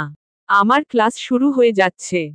শাওন, তোমার সাথে পরে কথা বলছি, ঠিক আছে। ক্লাস শুরু কি বলো? আজকে তো আর তোমার কোনো ক্লাসই নেই। অরু। অরু। আমি শাওনের কথা আর কানে নিলাম না। দ্রুত ব্যাগ কাঁধে নিয়ে ক্যান্টিন থেকে বেরিয়ে এলাম। শাওনের বিরক্তি করার সীমা দিন দিন বেড়েই যাচ্ছে। আমার খুবই বিরক্ত লাগে। এর থেকে পিছু ছাড়ানোর কোনো উপায় খুঁজতে হবে। আচ্ছা, আমি কি বলে দিব আমি বিবাহিত? বিবাহিত শুনলে নিশ্চয়ই আর আমার পিছনে পড়ে থাকবে না। এই ভালো। শাওনকে বলবো বলেই পিছনে ঘুরতেই দেখলাম শাওন আমার পিছনে এসে অলরেডি দাঁড়িয়েও পড়েছে। উফ অরু, কখন থেকে ডাকছি জানো? আজকে তুমি ফ্রি থাকলে চলো না কোথাও ঘুরে আসি। বড্ড বোরিং লাগছে। শাওন শোনো, তোমাকে একটা কথা আমার বলা হয়নি। এখন বলতে চাই। শাওন উৎফুল্ল হয়ে বলল, অরু 1 মিনিট, প্লিজ 1 মিনিট দাও। আমি যাব আর আসব। শাওন আমার হাতে ওর হাতের একটা বই ধরিয়ে দিয়ে হুট করে সেখান থেকে চলে গেল। অরু, অরু করে আমার মাথাটাই ধরিয়ে দিয়েছে। আমি একটু বিরক্তিকর নিঃশ্বাস ছেড়ে হাতের ঘড়িটার দিকে তাকাতেই পিছন থেকে একটি চিরচেনা মিষ্টি স্বর ডেকে উঠল, অরু। আমি চমকে উঠে পেছনে ঘুরলাম। অভ্র একটি চকলেট কালারের শার্ট গায়ে দাঁড়িয়ে আছে। শার্টের হাতা কনুই পর্যন্ত ভাঁজ করে রাখা। ফর্সা হাতে ফুটে আছে কালো ব্র্যান্ডেড ঘড়িটি। হাত দুটো সাদা জিন্স প্যান্টের পকেটে ঢুকানো। পায়ে বাদামি রঙের জুতো। গলার কাছটায় একটা অ্যাশ রঙের টাই একটু ঢিলে করে রাখা। আর মুখে সেই মন মুগ্ধ করা মিষ্টি হাসি। তাকে দেখেই মুহূর্তের মধ্যে সব বিরক্তগুলো কোথাও যেন উধাও হয়ে গেল। নিজের অজান্তেই ঠোঁটের কোণায় হাসি ফুটে উঠল। উনি কাছে এসে তার হাত বাড়িয়ে বললেন, অরু, এটা কি? আমি তার হাতের দিকে দৃষ্টি নিয়ে দেখলাম। তার হাতে একটা বড় ট্যাবলেট। কিছুদিন আগে গ্যাস্ট্রিকের ব্যথার জন্য ডাক্তার আমাকে খেতে দিয়েছিল। এই নিয়ে অভ্র কম হইচই করেনি। প্রথমেই সব দোষ আমার ফুচকার উপর লাগিয়ে দিল। তারপর ঘোষণা দিল আজ থেকে আমার ফুচকা খাওয়া বন্ধ। আমি চরম বিরোধিতা করে তার এই ঘোষণা বাতিল করালাম। তারপরও উনি আমার উপর শকুনের মতো দৃষ্টি দিয়ে রাখলেন। কারণ ঔষধটা আমি নিয়মিত খাচ্ছি না। সুযোগ পেলেই ফাঁকি দেই। কি করব, এত বড় ট্যাবলেট আমার গলা দিয়েই নামে না। মুখ পুরো তেতো হয়ে যায়। অভ্র আবারও হাতটা ঝাঁকিয়ে বলল, কি হলো বলো, এটা কি? ঔষধ। সেটা আমিও জানি, ঔষধ। এখন বলো এই ঔষধটা আমার কাছে এলো কি করে? আমি একটা ঢোক গিলে আমতা আমতা করতে লাগলাম। সকালে ঔষধটা আমার হাতে দেওয়ার পর তিনি সামনে থেকে সরে যাওয়ায় আমি জানালা দিয়ে ঢিল দিয়ে নিচে ফেলে দিয়েছিলাম। তিনি কোনোভাবে সেটা পেয়ে বসলেন না তো। যদি পেয়ে থাকেন তবে অরু, আজকে তুই শেষ। নিজেকে শেষ রক্ষা করার জন্য বললাম। আপনি প্যাকেট থেকে ছিঁড়ে নিয়ে এসেছেন। আমি প্যাকেট থেকে ছিঁড়ে নিয়ে এসেছি নাকি তুমি জানালা দিয়ে ঢিল মেরে আমার গাড়িতে ফেলেছ? এসব কি অরু? তুমি কিন্তু এতটাও ছোট না। বোঝো না ঔষধ খাওয়াটা জরুরি। আজকে তো একদমই ব্যথা নেই। বুকে ব্যথা করেছিল সেই পরশু দিন রাতে। এখনো এই ঔষধ খাওয়ার কোনো মানে আছে? আছে। ডাক্তার যখন বলেছে তখন খেতে হবে। আজই লাস্ট। এরপর যদি আর ওষুধ নিয়ে এমন করেছ তাহলে একদম মার খাবা। আমি মুখ ফুলিয়ে বললাম, আপনি কি আমাকে এই ওষুধ দেখাতেই এসেছেন? অভ্র শার্টের হাতায় মুখ মুছে বলল, হ্যাঁ। আমি চোখ বড় বড় করে অবাক হয়ে বললাম, আপনি সত্যিই এই ওষুধ দেখাতে সেই অফিস থেকে চলে এসেছেন? হ্যাঁ বাবা। হ্যাঁ, তুমি যদি স্বাস্থ্য নিয়ে এভাবে অনিয়ম করো তবে তো আমাকে এভাবে আসতেই হবে। আমি মনে মনে মৃদু হাসলাম।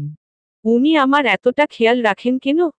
তার বিরক্ত হওয়া মুখের দিকে তাকিয়ে মুচকি হেসে বললাম, সব দিকেরই যেমন একটি ভালো দিক থাকে তেমনি আমার ওষুধ না খাওয়ারও একটি ভালো দিক হয়ে গেল। আপনি এখানে চলে এসেছেন, ভালো হয়েছে। আমার না খুব আইসক্রিম খেতে ইচ্ছে করছে। চলুন না আইসক্রিম খেয়ে আসি। উনি পুনরায় ভ্রু কুঁচকে আমার দিকে তাকালেন। আমার পেছনে শাওন এসে বলল, অরু বলো। ইতিমধ্যে ওয়াশরুমে গিয়ে শাওন ফ্রেশ হয়ে চুলে জেল মাখিয়ে গায়ে এক গাদা পারফিউম লাগিয়ে এসেছে। ভুলক্রমে ও এটা ভাবেনি তো আমি ওকে প্রপোজ করতে যাচ্ছি। আর সেই সৌজন্যেই শাওন এভাবে ফিট হয়ে এসেছে যাতে সঙ্গে সঙ্গে সেলফি তুলে ফেসবুকে আপলোড করে রিলেশন স্ট্যাটাস লিখতে পারে। শাওনের কথার কোনো উত্তর না দিয়ে আমি ওর হাতে বইটা দিয়ে দিলাম। শাওন হঠাৎ সামনে তাকিয়ে বলে উঠল, আরে অভ্র ভাইয়া, আসসালামু আলাইকুম। শাওনের কথায় আমি চমকে গেলাম। শাওন অভ্রকে কি করে চিনে? আমাকে চরম চমকে দিয়ে অভ্রও বলে উঠল, ওয়া আলাইকুম আসসালাম। ভালো আছো শাওন? জি ভাইয়া, আমি ভালো আছি। আপনি কেমন আছেন? এই তো ভালো। মাহবুবের কি খবর? ভাইয়া তো এখন দুবাই আছে। ও হ্যাঁ, শুনেছিলাম। মাহবুবের নতুন নাম্বারটা দিও তো। অনেকদিন কথা হয় না।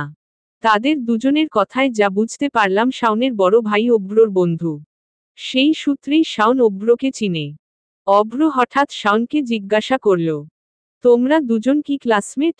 শাওন বলল, জি ভাইয়া। অরুর সাথে আমার একটা ক্লাস সেম। কিন্তু তবুও অরুর সাথে আমার খুব ভালো সম্পর্ক। শাওনকে থামাতে আমি অভ্রকে জিজ্ঞাসা করলাম, আপনি বাসায় কখন আসবেন? অভ্র কিছু বলার আগেই শাওন চমকে উঠে অভ্রকে জিজ্ঞাসা করল, ভাইয়া আপনি কি অরুকে চিনেন? শাওনের প্রশ্নের উত্তর আমি দেওয়ার জন্য মুখ খুলতেই অভ্র একটু শুকনো মুখে কিছুক্ষণ আমতা আমতা করে বলল, হ্যাঁ, আমার পরিচিত। তার কথা শুনে আমি প্রচণ্ড পরিমাণে অবাক হলাম। কিছুক্ষণ মেরে শুধু তার মুখের দিকে তাকিয়ে রইলাম। তারপর শক্ত মুখে বললাম, না, উনাকে আমি চিনি না। একদম চিনি না। কাঁধে ঝুলানো হ্যান্ডব্যাগের ফিতা শক্ত করে খামচে ধরে দ্রুত গতিতে সেখান থেকে রাস্তার দিকে চলে আসলাম। অভ্র আমার পিছু পিছু নাম ধরে ডাকতে ডাকতে ছুটে এলো। শাওন প্রচণ্ড অবাক হয়ে আমাদের দুজনের দিকে তাকিয়ে রইল। অভ্র বারবার আমার নাম ধরে ডেকে হাত ধরে থামাতে চাইল কিন্তু আমি তার হাত ছিটকে সরিয়ে দিয়ে আবার খুব জোরে জোরে হাঁটা শুরু করলাম। নিজেকে আজ খুব তুচ্ছ আর মূল্যহীন মনে হচ্ছে। এই নিয়ে দ্বিতীয়বার তিনি এই কাজটা করলেন। অভ্র আমার হাত শক্ত করে ধরে তার দিকে ঘুরিয়ে বললেন, অরু, তুমি এমন করছো কেন? আমি কেন কেমন করছি তা নিয়ে আপনাকে মাথা ঘামাতে হবে না। আপনি আমার হাত ছাড়ুন। কেউ যদি আবার এভাবে দেখে ফেলে মনে করে বসে আমি আপনার কিছু হই, তখন তো সাংঘাতিক ব্যাপার হয়ে যাবে। অরু, ব্যাপারটা এমন নয়। তাহলে ব্যাপারটা কেমন অভ্র? আপনি আমাকে বোঝান। সবার সামনে আমাকে স্ত্রী বলে পরিচয় দিতে আপনার বাধে। আমার সামনেই কি সুন্দর তা প্রত্যাখ্যান করে দেন। কখনো পরিচিত আবার কখনো কেউ না। আমার কি কোনো অস্তিত্ব নেই? নাকি আমি এতটাই ফালতু? অরু, এভাবে বলছো কেন? আমি শাওনকে এই কথাটা এ কারণে বললাম কারণ শাওনকে দেখে বুঝতে পেরেছিলাম শাওন তোমাকে পছন্দ করে। আমার মনে হয়েছিল তোমাদের দুজনের মধ্যে হয়তো ধীরে ধীরে ভালো সম্পর্ক তৈরি হচ্ছে। আমি আরো কয়েকবার তোমাদের দুজনকে একসাথে দেখেছিলাম। তাই আমি ভাবলাম হয়তো আমাদের দুজনের সম্পর্কের কথা শুনে শাওন ভুল বুঝতে পারে। তোমাদের মধ্যে যদি ঝামেলা হয়, এই সুযোগে আপনার মাথায় যে অরু নামের ঝামেলাটা আছে সেটা নামিয়ে ফেলতে পারবেন। অরু, এভাবে বলছো কেন? তুমি আমার জন্য কোনো ঝামেলা নও। ঝামেলা তো আমি তোমার জীবনে সৃষ্টি করেছি। অনেক। আমি ভাবলাম যদি শাওনকে পেয়ে তুমি ভালো থাকো তাই। আপনার মনে হলো আর আপনি ভেবে নিলেন। তাই তো। আচ্ছা। একটা কথা বলুন তো আমার জীবন নিয়ে কিছু করার আমার কেন কোনো অধিকার নেই? যার যা ইচ্ছা হয় সে সেটা চালিয়ে নেয়। আপুকে শাস্তি দেওয়ার জন্য আপনি আমাকে বিয়ে করতে চাইলেন করে নিলেন, আমার বাবা তার মান সম্মান বাঁচানোর জন্য আমাকে বিয়ে দিয়ে দিলেন, আপনার বাবা তার ছেলের জীবন গোছানোর জন্য আমাকে বাড়িতে নিয়ে এলেন তারপর আপনার মনে হলো আপনি অন্যায় করেছেন তাই প্রায়শ্চিত্তের জন্য আমার দায়িত্ব নিয়ে নিলেন আর এখন আবার আপনার মনে হলো শাওনের সাথে আমি ভালো থাকবো তাই। একটাবারও কেউ আমাকে জিজ্ঞাসা করলো না যে অরু তুমি কি চাও? যার যা মনে হলো আমার উপর চালাতে লাগলো। আমার নিজেকে কি মনে হয় জানেন? একটা তুচ্ছ রাস্তার মেয়ের মতো, যার কোনো মূল্যই নেই। শাওনকে দেখে আপনি কেন ভেবে নিলেন আমি ওর সাথে ভালো থাকবো? কেন ভেবে নিলেন আমার ওর সাথে ভালো সম্পর্ক হচ্ছে? আমাকে কেন জিজ্ঞাসা করলেন না আমি শাওনকে কেমন চোখে দেখি? শাওনকে আমার বিরক্ত লাগে বুঝেছেন? বিরক্ত। শাওন আমাকে ভালোবাসে না বিরক্ত করে। আপনার কাছে একটা রিকোয়েস্ট আপনি যদি আমাকে নিয়ে অতিষ্ঠ হয়ে পড়েন তবে প্লিজ আমাকে বলে দিবেন। আপনাকে ভাবতে হবে না সমাজে আমি কিভাবে থাকবো না থোকাবো। এতটাও ফুরবল আমি নই যে নিজের দায়িত্ব নিজে নিতে পারবো না। আপনি এখন এখান থেকে যান। অভ্র পুরো নিশ্চুপ হয়ে আহত চোখে আমার দিকে তাকিয়ে আছে। কিছু মুহূর্ত নীরবতা শেষে অভ্র বলল, অরু, চলো বাড়ি যাই। আমি চেঁচিয়ে বললাম, আপনি প্লিজ এখান থেকে যান। আমাকে একটু একা থাকতে দিন। উনি শুকনো মুখে সেখান থেকে চলে গেলেন। তার যাওয়ার পথ থেকে দৃষ্টি সরাতেই আমি মুখে দু হাত দিয়ে ঝোড়ো করে কেঁদে ফেললাম। অতঃপর তুমি। পর্ব 17। রাইটার ইশরাত জাহান সুপ্তি। অভ্র চলে যাওয়ার কিছুক্ষণ পর মফিজ ভাই গাড়ি নিয়ে এলেন। বুঝতে পারলাম গাড়িটি অভ্রই পাঠিয়েছে। আমি বলে দিলাম আমি এখন যাব না, তাকে গাড়ি নিয়ে চলে যেতে।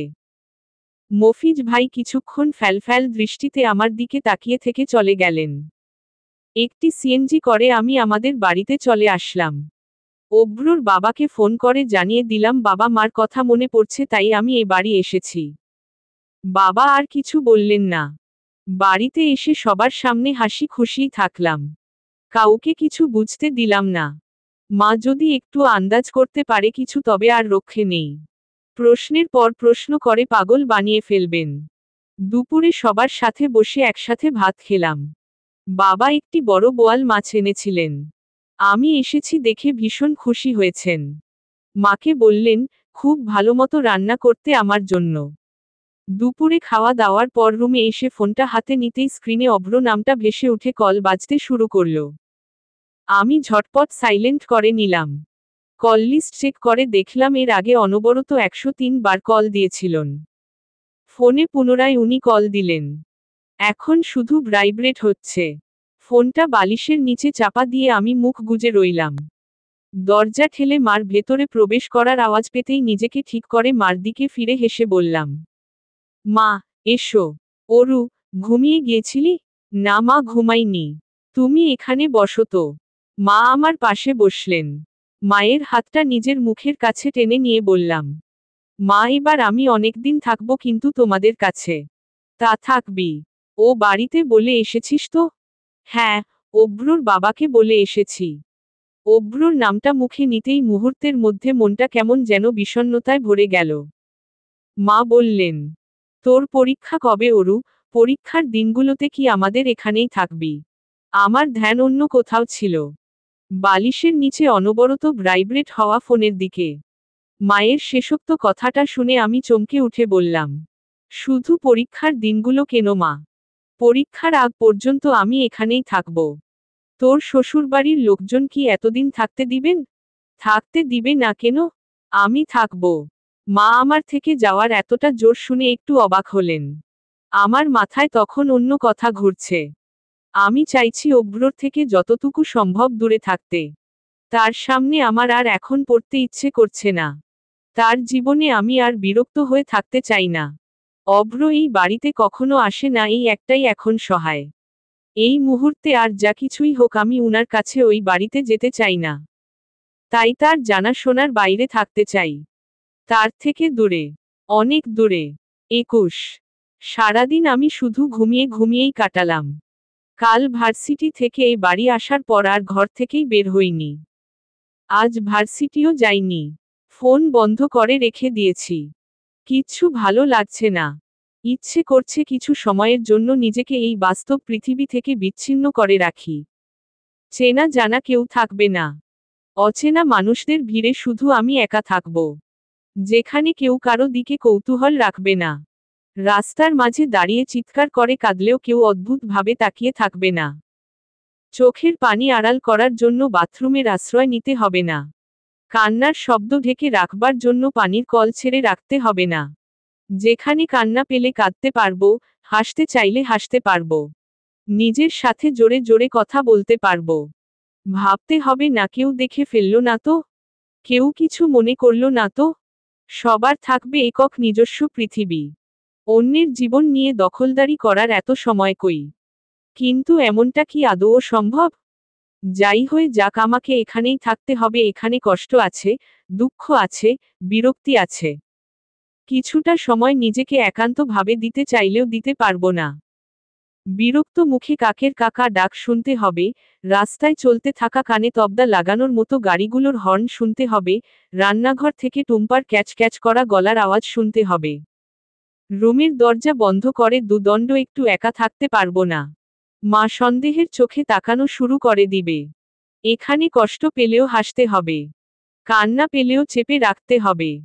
এখানে শুধু ভাবতে হবে অন্যদের নিয়ে। অন্যরা কি ভাববে? অন্যরা কি করবে? বাস্তব পৃথিবীর ধার্য করা সুনির্দিষ্ট নিয়ম। একে ভাঙতে পারবো আমার এত ক্ষমতা কই? এই পৃথিবীতে তুমি ভালো আছো কি নেই সেটা মুখ্য নয়। ভালো থাকো বা না থাকো, ভালো থাকার অভিনয়টা তোমাকে ভালো মতো পারতেই হবে। এটাই মুখ্য। বিকেলের দিকে এক মগ আগুন গরম কফি নিয়ে ছাদে চলে আসলাম। ছাদ থেকে শুধু ব্যস্ত নগরীর যানবাহনের আসা যাওয়াই চোখে পড়ে। কারো 2 মিনিট থেমে থাকার সময় নেই। মাথাটা ঝিম মেরে রয়েছে এতক্ষণ ঘুমিয়ে থাকার জন্য। হঠাৎ ছোট মামা এক বালতি পানি নিয়ে ছাদে আসলেন। আমাকে দেখে একগাল হেসে বললেন, কিরে অরু, তোর ঘুমটা অবশেষে ভাঙল তবে। এত ঘুমাতে তুই পারিস কিভাবে? ছোট মামার কথায় আমি হেসে দিলাম। মামা, পানি ভরা বালতি নিয়ে তুমি ছাদে কি করছো? গাছের গোড়ায় পানি দেব। দেখছিস না এই সব ভাঙা বালতিতে আমি 101টা আম গাছের চারা লাগিয়েছি। এতগুলো আম গাছ দিয়ে তুমি কি করবে? আমি ঠিক করেছি এই চারাগুলো আরও একটু বড় হলে ঢাকা শহরের সব ভিক্ষুকদের একটা একটা করে বিলিয়ে দেওয়া হবে। আমি অবাক হয়ে বললাম, ঢাকা শহরের ভিক্ষুকরা আম গাছের চারা নিয়ে কি করবে? কি করবে মানে? গাছ লাগাবে। তারপর সেই গাছ থেকে আম হলে সেই আম খেয়ে থাকবে। তাদের আর ভিক্ষা করে খেতে হবে না। গাছের ছায়ার নিচে আশ্রয়ও পাবে। মাঝে মাঝে আম বিক্রি করে সঞ্চয় করবে। বিশাল বড় পরিকল্পনারে অরু। ঢাকা শহরে আমি তো দেখছি আর ভিক্ষুকই থাকবে না, আবার দেখবি পুরো শহরটাও গাছে গাছে ভরে যাবে। তোর ছোট মামা দেখবি ফেমাস হয়ে যাবে। প্ল্যানটা কেমন রে অরু? আমি মুখে হাত দিয়ে একটা হাই দিয়ে বললাম, ভালো। মামার মাথায় আবারও একটা বিষয় নিয়ে পাগলামো ঢুকেছে। এখন তিনি এই কাজ পুরো দমে করবেন। তারপর কিছু দিন যাওয়ার পরই বিরক্ত হয়ে ফেলে দিবেন।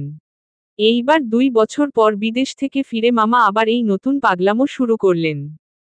বাবা নিশ্চয়ই মামার কাণ্ডে মহা বিরক্ত হয়েছেন। মামার মহা পরিকল্পনায় ব্যগ্র না দেওয়ার জন্য আমি সেখানে থেকে চলে আসার সিদ্ধান্ত নিলাম।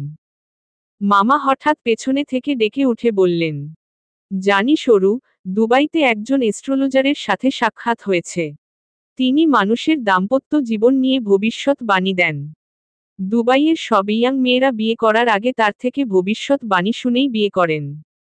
লোকটার সাথে আমার দারুণ সম্পর্ক হয়েছে। বলেছে আমাকেও এই বিদ্যা একটু আধটু শেখাবে। তুমি এসব শিখে কি করবে? তুমি তো বিয়েই করনি। আহা, বিয়ে করিনি তাতে কি শিখে রাখায় তো কোনো দোষ নেই। তা তোমার ইচ্ছা, তুমি শেখো। এখন কি আমি যাব নাকি আমাকে নিয়েও তুমি কিছু বলতে চাও? তোকে কিছু বলার জন্য এসব শেখার প্রয়োজন নেই। তুই একটা লক্ষ্মী মেয়ে। তোর সংসারটা হবে সবচাইতে সুখী, ভালোবাসাময়। দেখে নিস। মামার কথায় আমি একটা ছোট্ট করে দীর্ঘশ্বাস ফেলে ছাদ থেকে চলে আসলাম। অনেক রাত পর্যন্ত শুধু টিভিই দেখলাম। এই পর্যন্ত একবারের জন্যও ফোন অন করিনি। সারা রাত ঠিকমতো ঘুম আসলো না। দিনে এতটা ঘুমানো একদমই ঠিক হয়নি। ভোর হয়ে আসলো বলে এখনো বাইরে অন্ধকার আছে। হালকা ঘুম ঘুম চোখে বিছানায় উপর হয়ে শুয়ে আছি। এমন সময় কলিং বেলটা বেজে উঠল। চারিদিকের নিস্তব্ধতার জন্য আওয়াজটা খুব করে কানে বাজল। আমি একবার বারান্দা দিয়ে দেখতে পাওয়া বাইরের অন্ধকারের দিকে তাকিয়ে আবার বিরক্ত মুখে নিজের রুমের দরজাটার দিকে তাকালাম। এত সকাল সকাল দুধওয়ালা ছাড়া আর কেই বা আসবে? তবে আজ এত তাড়াতাড়ি দুধওয়ালা কেন আসলো বুঝলাম না। এমনিতে তো আলো ফুটলে তবে আসে। মা হয়তো নামাজ পড়তে দাঁড়িয়ে গেছেন। তাই আমি বিছানা ছেড়ে উঠে গায়ে সাদা ওড়নাটা জড়িয়ে নিলাম। ঘুম ঘুম চোখে ঢুলতে ঢুলতে রান্না ঘর থেকে দুধ রাখার পাত্রটা নিয়ে এক হাত দিয়ে চোখ ঘষতে ঘষতে দরজা খুলেই সোজা পাত্রটা বাড়িয়ে দিলাম। তারপর বেখেয়ালি ভাবে সামনে তাকাতেই আমি পুরো স্তব্ধ হয়ে গেলাম। কারণ সামনে দুধওয়ালা নয়, হালকা আকাশি রঙের শার্ট গায়ে অভ্র দাঁড়িয়ে আছে। কিছুক্ষণের জন্য মনে হলো আমি অন্য কোনো জগতে আছি। পরীক্ষা করার জন্য নিজের হাতে একটা চিমটি দিতে ইচ্ছে করছে। কিন্তু আমি এতটাই অবাক হয়ে গেছি যে চোখের পলক ফেলতেও ভুলে গেছি। বিয়ের পর অভ্র এই বাড়িতে একবারও আসেনি। সবাই ধরেও নিয়েছিল অভ্র আর এই বাড়িতে কখনো আসবে না। কিন্তু আজ উনি এসেছেন, তাও আবার এত ভোরে। আচ্ছা, অভ্র কি সত্যিই এসেছেন, না আমি দাঁড়িয়ে দাঁড়িয়ে স্বপ্ন দেখছি? অতঃপর তুমি। পর্ব 18। রাইটার ইশরাত জাহান সুপ্তি।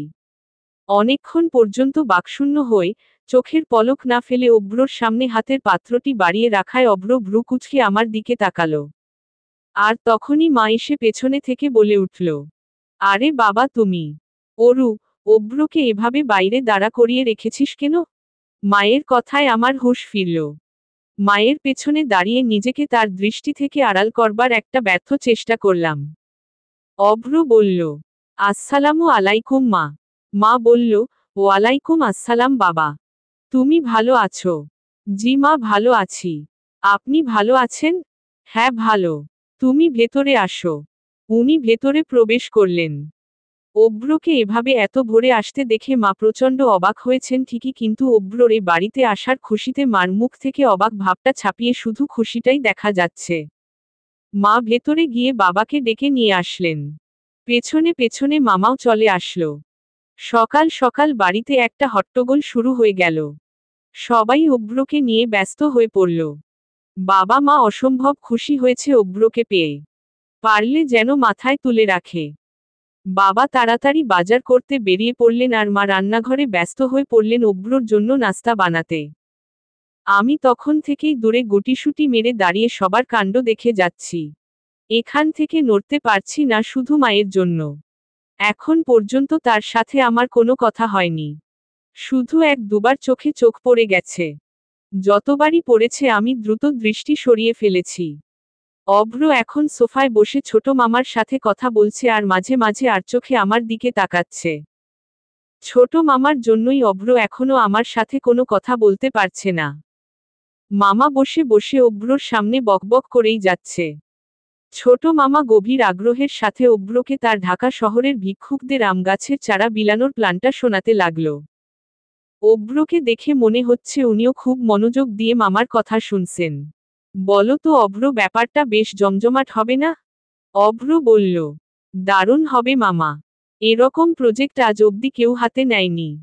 আপনার মতো জ্ঞানী লোক দ্বারাই শুধু এই কাজ সম্ভব। অভ্রর দেওয়া পামে মামা ফুলে ফেপে একাকার হয়ে যেতে লাগলেন। মনে হচ্ছে এক্ষুনি আকাশে উড়ে গেল বলেই। অভ্র আবার খুব ভাবনার দৃষ্টিতে বলল, তবে মামা, আমার মাথায় আরও একটি ধারণা ঘুরছে।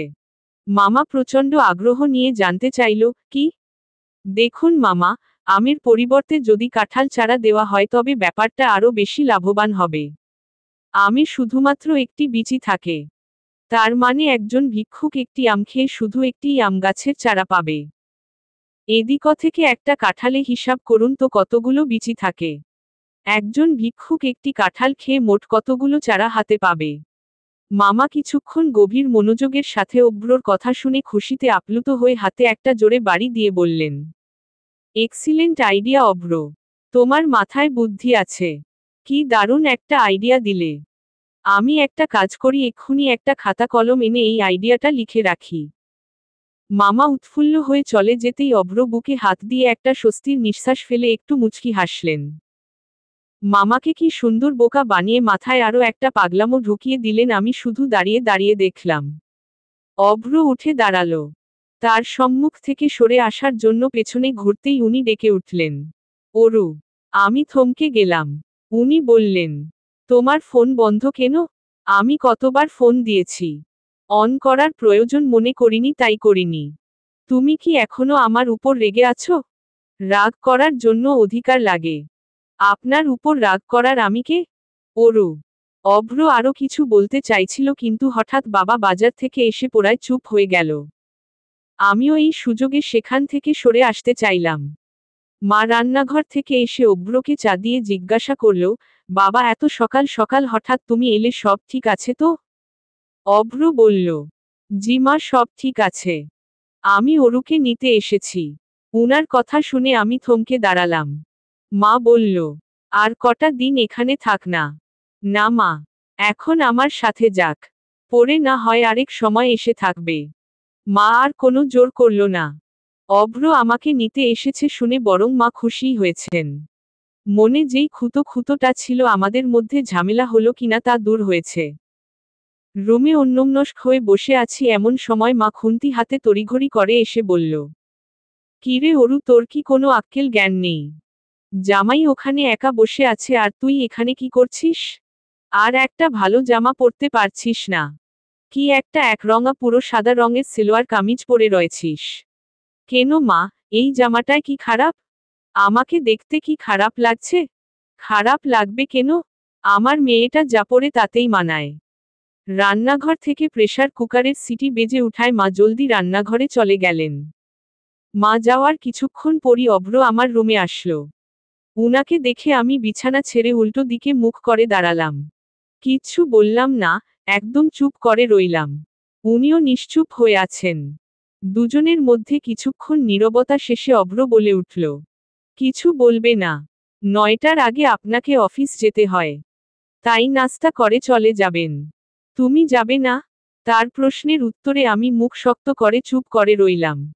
অভ্র একটু মুচকি হেসে ধীর পায়ে আমার পেছনে এসে দাঁড়ালো। আমার কানের কাছে তার মুখটা বাড়িয়ে মৃদু স্বরে বলল, ম্যাম, কথা রাখতে না পারলে কিন্তু কথা না দেওয়াই ভালো। আপনি কিন্তু বলেছিলেন আমার অনুমতি ছাড়া আপনি কখনো আমাকে ছেড়ে যাবেন না। অভ্রর কথা শুনে আমি ঝট করে উনার দিকে ঘুরে দাঁড়ালাম। উনার মুখে এখনো সেই দুষ্ট হাসি বিরাজমান। আমি আর কোনো কথা না বলে তৎক্ষণাৎ জামা পাল্টে, হ্যান্ড ব্যাগ গুছিয়ে তৈরি হয়ে এসে বললাম, চলুন। অভ্র আমার বিছানায় আয়েশ করে মাথায় হাত দিয়ে আধশোয়া হয়ে বসে বলল, এখনই যাব নাকি? প্রথমবার শ্বশুরবাড়ি এসেছি, একটু পেট ভরে খেয়ে দিয়ে যাব না? উনার মুখের শয়তানি হাসি দেখে রাগে আমার শরীর জ্বলে উঠল। অভ্র শেষমেশ খাওয়া দাওয়া করে রিল্যাক্স করেই গেলেন। গাড়িতে করে যাওয়ার সময় আমি একবারও তার দিকে তাকালাম না। রাগটা আমার এখনো কমেনি। ভার্সিটির রাস্তার কাছাকাছি আসতেই আমি বললাম, গাড়ি থামান। কেন? আমি ক্লাস করব। আজ না করলে হয় না? না, হয় না। আজ আমার ইম্পর্টেন্ট ক্লাস আছে। কাল করিনি, আজ করতেই হবে। অভ্র গাড়ি থামিয়ে বের হলো। আমার দরজা খোলার আগেই এসে নিজে দরজা খুলে দিল। আমি বের হয়েই জোরে জোরে হেঁটে যাচ্ছিলাম। হঠাৎ পাশ দিয়ে দ্রুত গতিতে একটা বাইক চলে যাওয়ার আগেই অভ্র আমার হাত ধরে টেনে পেছনে নিয়ে আসলো। এভাবে কেউ হাঁটে? আরেকটু হলেই তো বাইকের সাথে লেগে যেত। অভ্রর কথা শেষ হতেই সেখানে জোবায়ের স্যার এসে পড়লেন। তিনি ভার্সিটির গেট দিয়ে ভেতরেই যাচ্ছিলেন, অভ্রকে দেখে আমাদের দিকে আসলেন। স্যার খুশি হয়ে বললেন, অভ্র। অভ্র স্যারের দিকে তাকিয়ে হেসে বলল, আসসালামু আলাইকুম স্যার। ভালো আছেন? স্যার সালামের উত্তর নিয়ে বললেন, হ্যাঁ, ভালো আছি। কতদিন পর দেখলাম তোমাকে। কথাটা বলে এবার স্যার আমার দিকে তাকিয়ে বললেন, তুমি বায়োলজি ডিপার্টমেন্টের রোল নাম্বার 32 না? আমি দ্রুত মাথা ঝাঁকিয়ে বললাম, জি স্যার। জোবায়ের স্যার এবার আমাদের দুজনের ধরে থাকা হাতের দিকে ভ্রু কুঁচকে তাকালেন। আমারও হুঁশ হলো, কথায় কথায় আমি তো অভ্রর হাত ছাড়তেই ভুলে গেছি। ঝট করে হাতটা ছাড়িয়ে নিতে চাইলাম, কিন্তু উনি ছাড়লেন না। স্যারের দিকে তাকিয়ে বললেন, স্যার, আমার স্ত্রী। আমি প্রচণ্ড চমকে উঠে অভ্রর মুখের দিকে তাকালাম। চলবে।